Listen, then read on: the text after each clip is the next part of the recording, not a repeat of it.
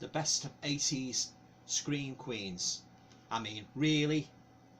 Huh, who are they trying to kid? To be brutally honest, these films made me want to scream myself. Yeah, scream with utter disappointment and annoyance. Anybody got a rubbish bin handy? Is it going to have some new garbage chucked into it?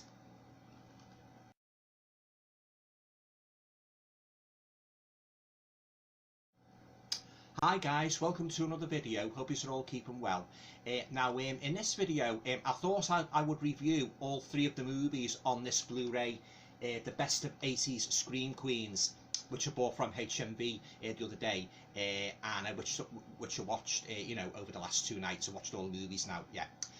Now, if you're not familiar with any of these movies on this Blu-ray, I'll just read the back, read the back of it and just give it a short synopsis about each movie, and then I'll go on to talk a little bit more about each movie and give you my thoughts, on the movies as a whole. Yeah. Okay. So we've got 3 movies on here. We've got Nightmare Sisters, we've got The Deadly Embrace, and we've got Murder Weapon. Now, the Nightmare Sisters. It's a frisky scream. It's about a frisky scream queen threesome who are in fine form once again. They mutate into monstrous bit of a tongue twister that.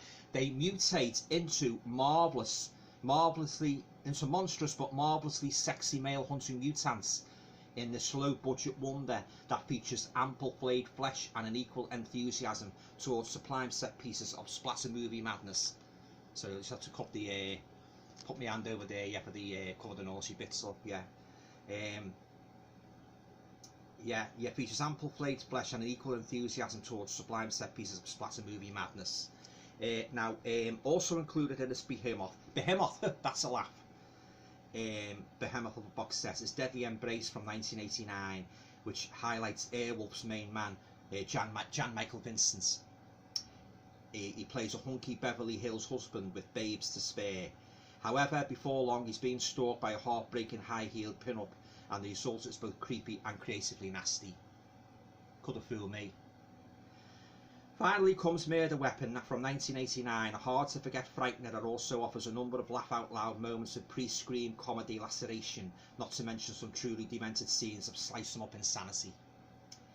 That may well leave a few viewers with their jaws on the floor. Now, in the style of Nail Gun Massacre, this scantily funded and darkly comic marathon of macabre ideas is finally restored for its 88 Films debut. Yeah, okay, so there's the synopsis anyway of the 3 movies. Now, as I say, what I want to do now, just to go on to talk a little bit more, about these movies and giving me thoughts on them. Yeah, so now in my opinion, the main problem with all 3 of these films was that they all contained extremely drawn out scenes. It seemed to go on forever. For example, in Nightmare Sisters, we get an opening scene which shows a woman and a very odd male fortune teller, and all they're doing basically just sitting across a table from each other, just yapping and yapping and yapping and yapping. This seemingly incessant chit chat led me to start thinking, God, when is the action going to start? And moving on to the second movie, Murder Weapon. Yes, again, we have to suffer an equally painful, tedious, drawn-out scene involving the blonde female protagonist and a psychiatrist who, just like in the previous films, they're just sitting there gabbing and gabbing and gabbing and gabbing to each other. God, was this drawn-out scene even more annoying and tedious than the one in the first film? It really was. Now, moving on to Deadly Embrace. I mean, that was no better. Just like the other 2, major bore fest from start to finish, guys. And be warned, if you don't like bare flesh, because this movie does contain a copious amount of nudity and sex. So get ready to shut your eyes, guys, during the raunchy scenes. Yeah, to be warned. Yeah. Now, another big fault with this set is that the title is very misleading.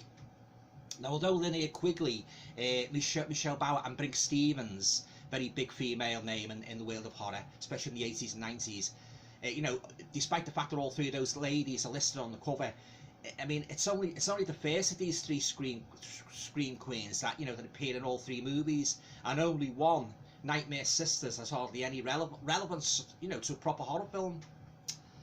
I mean, the rubbish plot, it's about three goofy college girls who, after performing a seance, and after loads of seemingly endless nattering about stupid things, become demonically possessed, strip naked, and start pursuing the lads with a view to some very, very hot "How's your father?"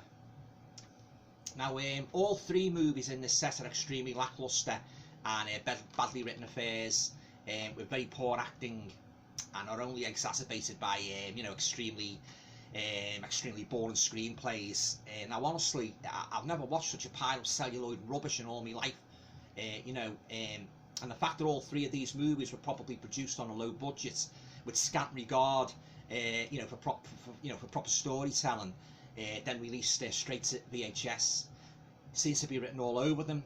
I mean, you can tell they're cheap. You know, yeah, God does it show. Now, all three movies are directed by David Duchovny. I mean, although he does seem to distance himself under the alias Elon Cabot on the movies Weapon and Embrace. If I were him, I'd distance myself from all three of these movies, as they really were that bad, guys, and I would be ashamed to have my name associated with any of these movies, to be quite honest. Now, another glaring error with two of these movies was that the dialogue was very, very badly synced. Something that always annoys me, you know, whenever I watch a movie. And the worst of it is they're not even foreign made movies. You know, sometimes you can expect such an error dubbing wise, you know, in these continental movies. But they were American movies. Yes, American movies. So you should not have a situation where an actor's speech comes out 5 seconds after they have moved their lips. Utterly ridiculous and so unforgivable. Now, all three of these films, they seem to concentrate more on the sex aspect rather than on the horror elements, and this is where these movies really fall down flat on their faces. However, having said that, those with an interest in exploitation films and ultra low budget productions may find this Blu Ray set, yeah, moderately entertaining. So we're going to come to me rating now, 1 out of 10. Yeah, so on a scale of 1 to 10, I would have to give the best of 80 Scream Queens just 1 out of 10, and it only got that point really because of the the excellent cinematography. You know, lovely colours in all three films. You know, crystal clear, absolutely pristine. You know, they all look really good on this Blu Ray edition from 88 Films. Yeah, so yeah, as far as I'm concerned, guys, that's all these three atrocious movies are worth, 1 out of 10. I mean, they really are awful, guys, believe me. And so, you know, I'd highly recommend that you save your money, because you know, I don't think you'll like them at all. However, as I often say in my video reviews, that is just my opinion. You might like them. I'm not saying, you know, I'm not really saying to you, don't avoid them at all costs. This is just my opinion. But, you know, at the end of the day, I wouldn't recommend them. Yeah. So, okay. So that concludes my review of the 88 Films 3-movie Blu-ray. The best of 80s Scream Queens. Yeah. Have you seen any of these movies? What did you think of them? I'd be very interested to hear, you know, your thoughts on them and that. Yeah. So as I say, the cover was very, very eye-catching and that, you know. So when I went to HMV in the week, you know, I went to the horror section. This basically, the cover basically just jumped out at me, you know. Yeah, as is often the case with Blu-rays and that, you know, you see a striking cover. Yeah, reminiscence of the old VHS rental stores, guys, you know, in the late 80s and 90s. Many a time I'd finish work, I'd pop in to my local video store and I'd go to the horror section, and you see all these eye-catching covers and that. Yeah, so this, in a way, this is a kind of throwback to that era, you know, the 80s Scream Queens. Yeah, but they could have put better movies on here, guys, because these are the worst ones I've ever seen. I mean, prior to me buying this Blu-ray, I'd never even heard of any of these movies. Nightmare Sisters, Deadly Embrace, and Murder Weapon.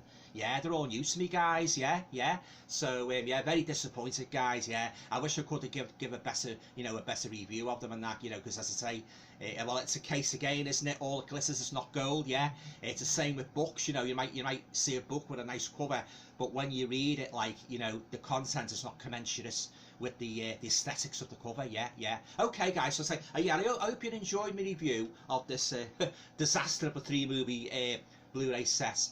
The best of 80s screen queens, more like the worst of 80s screen queens. Yeah. Okay, so yeah, if you like the video, usual, yeah, leave a comment. Yeah, please feel free, to share, subscribe, comment. Yeah, and yeah, all going well, guys. I'll talk to you all in the next video. Yeah, stay safe.